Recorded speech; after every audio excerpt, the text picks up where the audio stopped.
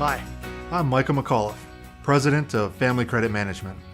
During my 20 years of experience in the banking and financial management world, I can't tell you how many financial scams and con games I've seen. A while ago was credit repair. Do you remember all those TV ads about how bad credit could be erased? Fortunately, most of those guys have been shut down. But then came the mortgage con artists, convincing people to buy homes they knew people couldn't afford. Neither of these worked out very well for the consumer, but it sure sounded great at the time. Now, we have debt settlement and their wild claims, secrets the banks don't want you to know. It's your right to settle accounts for pennies on the dollar. Some even imply this is government sanctioned. Well, let's hear about what's really going on. Would I recommend debt settlement to consumers?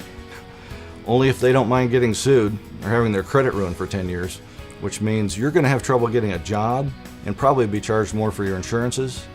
Just try getting a loan or a credit card. More than likely you won't be able to.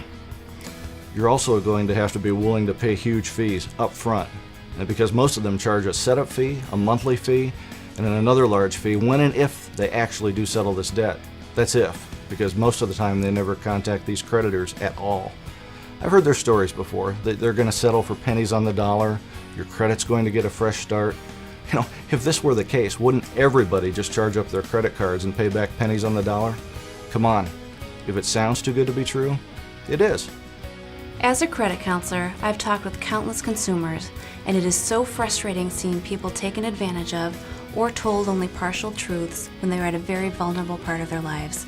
I spoke with one woman whose husband had recently passed away. He had been the main breadwinner in the family. They never lived extravagantly, but he did leave her with some credit card debt and just enough life insurance to pay for the funeral and a couple mortgage payments. Before she knew it, the creditors started calling. She spoke with a settlement company who actually settled some of her accounts, but they didn't tell her everything she needed to know. She ended up owing so much money in taxes to the IRS, and who knows how much they paid the settlement company in fees, that she couldn't afford her mortgage payment anymore. It wasn't long before her car was repossessed, and she lost her house to foreclosure. I only wish we could have warned her.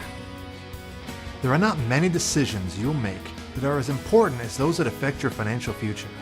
If you have one or two debts, settling them for less than the amount owed may be a viable option. But for the vast majority of consumers who enter a debt settlement program, it just hurts.